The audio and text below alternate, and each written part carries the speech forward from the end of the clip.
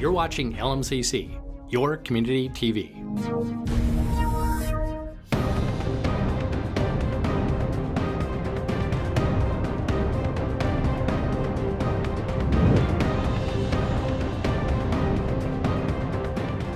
Hi, I'm Kellie Murphy-Ringate, Fire Marshal and Public Educator for the Excelsior Fire District. Welcome to First Responder TV, your local public safety source, featuring training exercises, safety tips, and much more. Here's what's coming up on First Responder TV. We'll give snowbirds tips on how to make where they live safe while they are gone. Sergeant Rick Waldon from the Hennepin County Sheriff's Office Water Patrol talks about snowmobile safety on the lake. Tanner Palm, the 2018 Mound Firefighter of the Year, goes above and beyond to serve the community on making a difference. Scam Alert will give you an update on scams that have been targeting citizens in the lake area.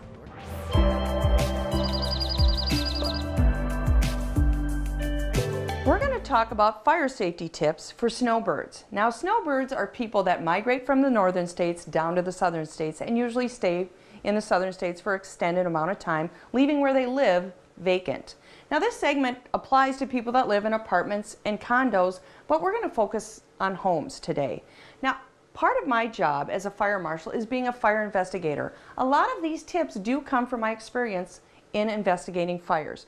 We're going to start by talking about water leaks. Before you leave for an extended amount of time, you want to make sure you fix any leaks. That would be in your faucets, that would be any appliance that might be leaking. You want to repair those leaks. You also want to make sure you protect your pipes from freezing or bursting. Now, one thing about water is when it gets into things like microwaves, electrical appliances, outlets, switches, light fixtures, and even smoke alarms, the water-electricity combination can start a fire over time or sometimes immediately. So you want to make sure that all those leaks are repaired. You also want to prevent those leaks. So some people do actually turn off the water to their homes when they leave. Ice dams that build up on your roof can cause leaks because they are dams. So what happens is when the ice starts to melt, the snow starts to melt on our roofs, those dams keep the water behind them and from your gutters or the edge of your roof, and that water builds up. And that water can leak into your home because of the condition of your roof, or the ice dams have actually created problems with your roof. That water, again, will leak into your home, come through your ceilings, your light fixtures, go into your walls, so it'll affect the electrical in your walls, or make it into your appliances and again start a fire. So you want to make sure that you contract with a trusted roofing company to control those ice dams while you're gone, or you can have a company come out and assess your roof and prevent the ice dams from building up. Sometimes it's as simple as putting more insulation in your attic. Now we're going to talk about pests, the little critters that like to move into your home while you're gone. So you want to make sure that those pests don't come into your home, because what pests do, like mice and red squirrels and other critters, is they can chew on the electrical in your home and again start a fire. And they're going to chew on wires and outlets and switches. They're going to chew on wires to appliances. So you want to make sure you prevent them from coming into your home in the first place. So you want to go around to all your doors and windows, seal any cracks. You want to look at your foundation and plug any holes or any cracks in your foundation. Any way that a mouse or a squirrel could get into your house, you want to block or cover. You can also call a trusted pest control company, and they'll come out to your house, do an assessment, and make sure no pests can get in. When you're away from your home for an extended amount of time, local police departments advise you to make your home look lived in, because vacant homes attract burglars and vandals, but they also can attract arsonists. So you want to make sure that you install sensors on your outdoor lights so those come on when there's movement near your home. You also want to put the lights in your home on timers so your house looks like lights are going on and off, so things appear to be lived in. You also want to arrange with either a snow removal company or your neighbor to shovel your sidewalk, to plow your driveway. Again, you want to make your house look lived in. So you want to stop the mail delivery, newspapers, packages from coming, so it doesn't look like nobody's there. And I can't stress enough, please let your neighbors know that you're going to be gone.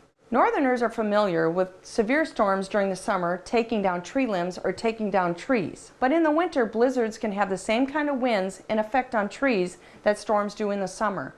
So it's a good idea to get a trusted tree company to come out and look at your trees and make sure there's no trees that could fall on your home or limbs that could fall on your home, because it could damage your home.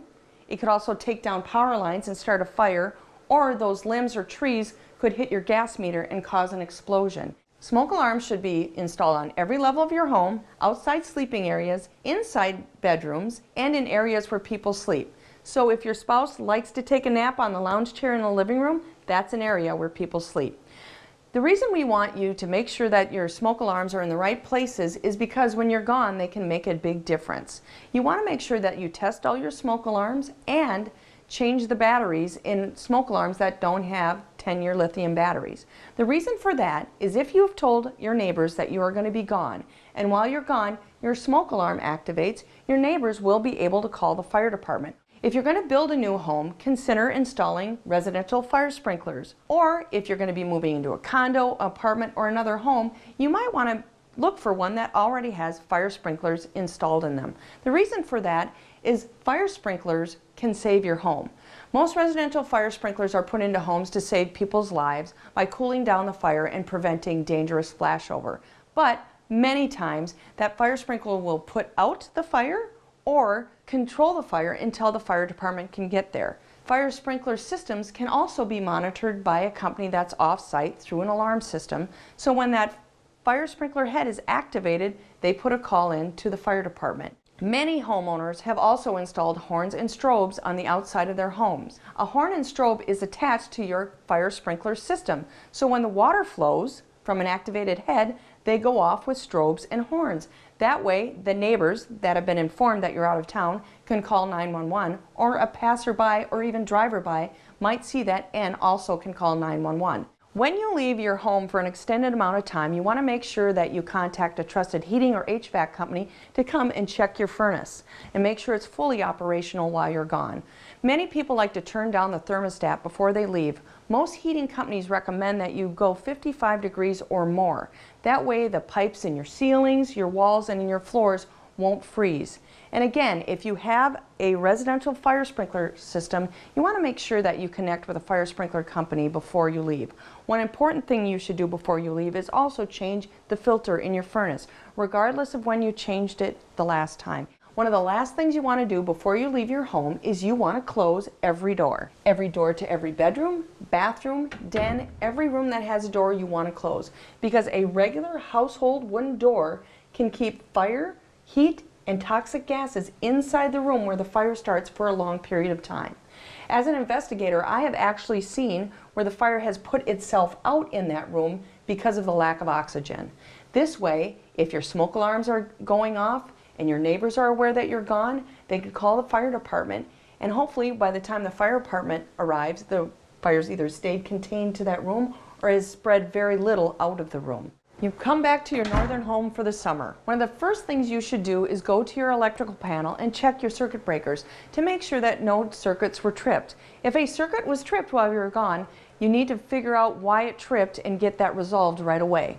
If you walk into your home and you smell gas or an electrical smell or unusual smells, immediately back out of your home and call 911. Sometimes those unusual smells can be an indication of something gone wrong, and related to those smells can be carbon monoxide, even though carbon monoxide cannot be seen or smelled. Thank you for watching today, and we want to thank the Waters of Excelsior for donating this beautiful space for us to film in.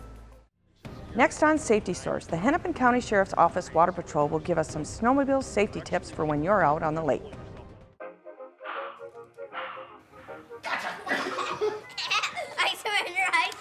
All right, pal. Get ready for the day, buddy. Hey, Dad. Hey, Dad. Do we have a gun? What's up? Do we have a gun?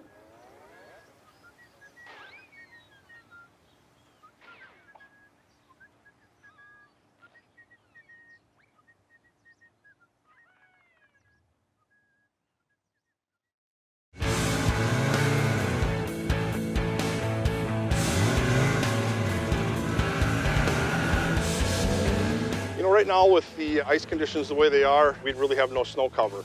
And so to be driving out here, we always tell people to check with either an ice auger, drill a hole, or take an ice chisel and check the ice thickness. The DNR recommendations for ice is 4 inches for a person, 5 to 7 for a snowmobile or ATV, 10 to 12 for a small vehicle, light truck, and then full-size pickup, 12 to 15.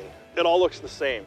And you know, it could be 12 inches here and it could be 9 inches 100 yards over that way, or even 50 feet you can have an inch or two discrepancy. The clear hard ice that forms initially is the strongest, safest ice. And then with the snow melt and you get, you know, deterioration and melting and things like that, that ice generally isn't as strong. Also, there's conditions that are always something to be concerned about, and that's moving water, and we have that in channels, creeks, rivers, so we recommend you stay out of the channels all year long. Whether you're on the ice or a trail, a good thing is to always be with a partner, and then also let somebody at home know that you're going to be out snowmobiling and you plan to go, you know, from this point to this point, and you plan on being home return time of this. You can outdrive your headlights, so your speeds are going to be greater than what you can actually see. Those fish houses, those vehicles, those people fishing can appear awful quickly if you're going fast. It's the same thing in the daytime. Your visibility is only so far, and if you're going at a high rate of speed, you may not see that pressure ridge or ice heave in the ice or open water. The other thing too, if you look at my snowmobile, on the back we have studs, and that does give you quite a bit of traction control on conditions like this.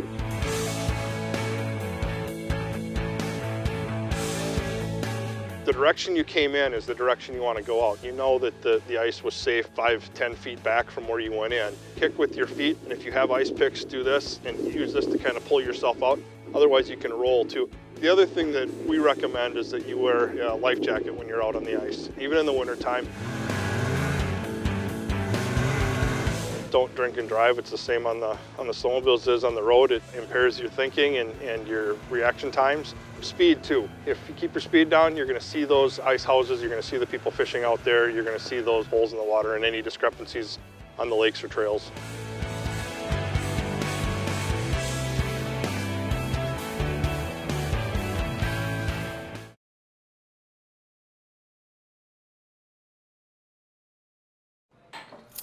What do you think you're doing, Kevin? Was just gonna drive home. There are several warning signs present that you shouldn't be driving. Like hearing voices? Like your text-to-emoji ratio? Oh man, the selfies. Selfie. Nailed it. We all have warning signs that let us know that we're probably not okay to drive. Mine is pretending to be your subconscious. Greg, come on man, let's put a ride home. Welcome back to First Responder TV. We'd like to spotlight a member of the community that goes above and beyond in our segment, Making a Difference. This month is 2018 Mound Firefighter of the Year, Tanner Palm.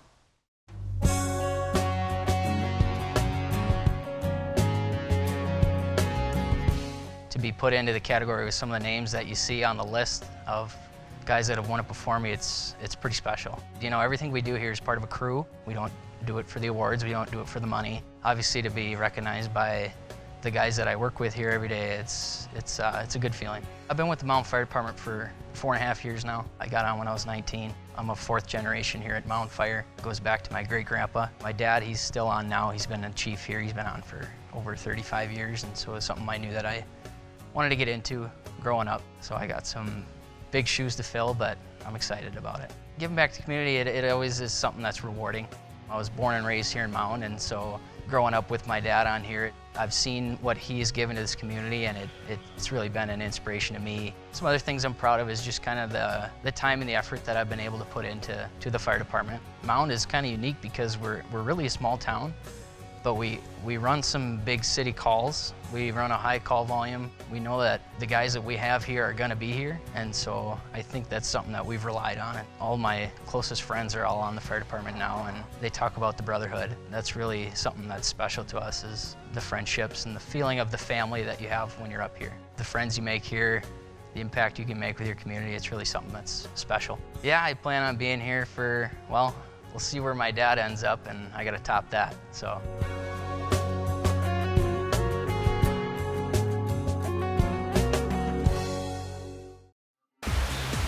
LMCC Community Television has come a long way since its inception in 1984.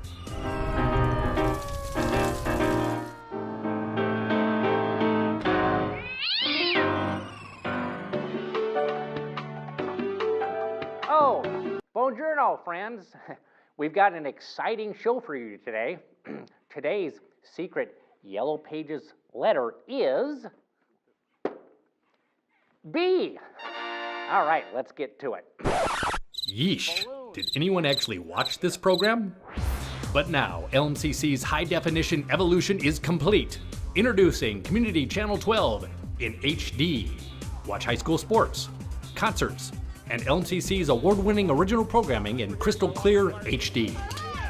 Your community TV, now in HD. Bremer Bank, St. Anthony, Maine. Bremer Bank, Richfield. It's time for Scam Alert. This segment alerts the public on scams that have been reported to local police departments.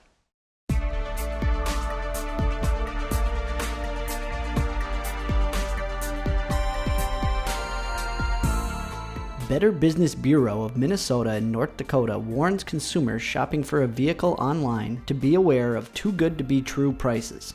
Triple B has reported more than 20 fraudulent vehicle shipping companies between the two states with addresses listed in Minneapolis, St. Cloud, and Fargo. The scam starts with a consumer finding a cheap vehicle on Craigslist, AutoTrader, or other local publication. To lure the buyer in, the seller shares a sad story about why they need to sell the vehicle as fast as possible. They've set up fake escrow companies under the guise of a trusted third party to take the consumer's money and defraud them. The names of these shipping companies are similar to legitimate businesses and have similar looking websites. However, none of them have valid mailing addresses, if one is even listed. Consumers who move forward with a wire transfer to purchase the vehicle do not receive it and are unable to reach the escrow company for a refund. Before sending any money, you should insist on meeting the seller and inspecting the vehicle. Scammers avoid traceable payment methods, so research the transportation companies to be sure they are legitimate. Triple B encourages consumers who have lost money in this kind of scam to file a complaint at www.thefirstbbb.org and to report it to local law enforcement. The Federal Trade Commission is receiving complaints about people pretending to be from the Social Security Administration who are trying to get your Social Security number or your money. The caller says your Social Security number has been linked to a crime involving drugs or sending money out of the country illegally.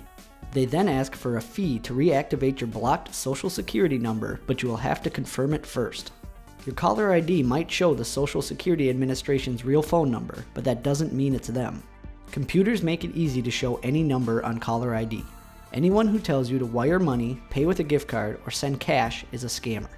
You should never give your Social Security number to anyone who contacts you. The Social Security Administration will never call and ask for your Social Security number, and it won't ask you to pay anything to keep your benefits. If you received a call from someone who claims to be from the Social Security Administration, you should get off the phone and call the real one at 1-800-772-1213.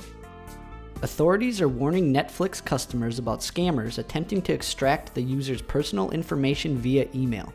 Customers are told their account is on hold because the streaming service is having some trouble with your current billing information.